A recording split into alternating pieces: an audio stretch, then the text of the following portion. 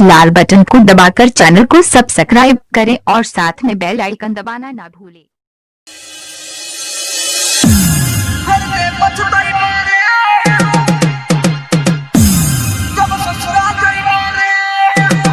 अभी आप लोग सुन रहे हैं RRB म्यूजिक भोजपुरी हिट की शानदार प्रस्तुति मिक्स बार पल्लवी रिकॉर्डिंग स्टूडियो मठिया मोड़।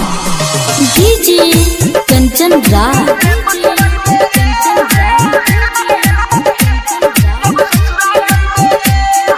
नीम चौक चौसीमा वैशाली।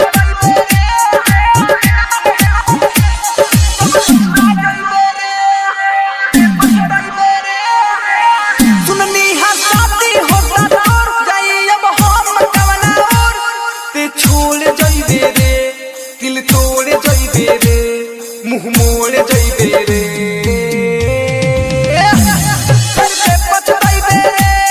जब ससुरा जइबे रे घर पे पछताइबे रे जब ससुरा जइबे रे। डीजे कंचन राज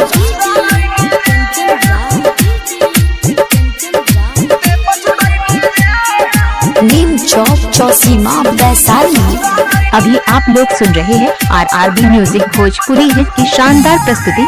जब जब तू हके सताई भातार हमरे कोइल याद आई रे प्यार।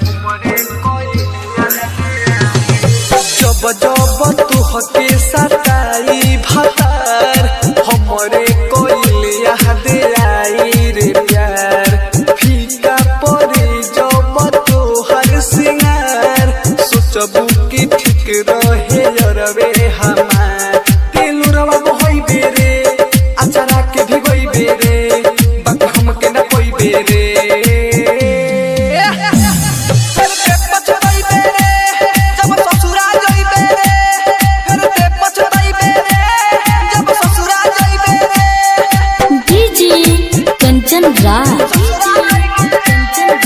मिक्स बार पल्लवी रिकॉर्डिंग स्टूडियो मठिया मोड़ नीम चौक चौसीमा वैशाली। अभी आप लोग सुन रहे हैं RRB म्यूजिक भोजपुरी हिट की शानदार प्रस्तुति। छेला तुहसे ही है हमर जीत छोड़ो तारे काहे बना के आपन मीत। पूछेले तुहसे ही है हमर जीत छोड़ो तारे काहे बना के आपन मीत। पवन कहेले लगोले काहे प्रीत समझे न पोइनी हम तोहार रीत। पर मुझे के पोइबे रे हमें भूल न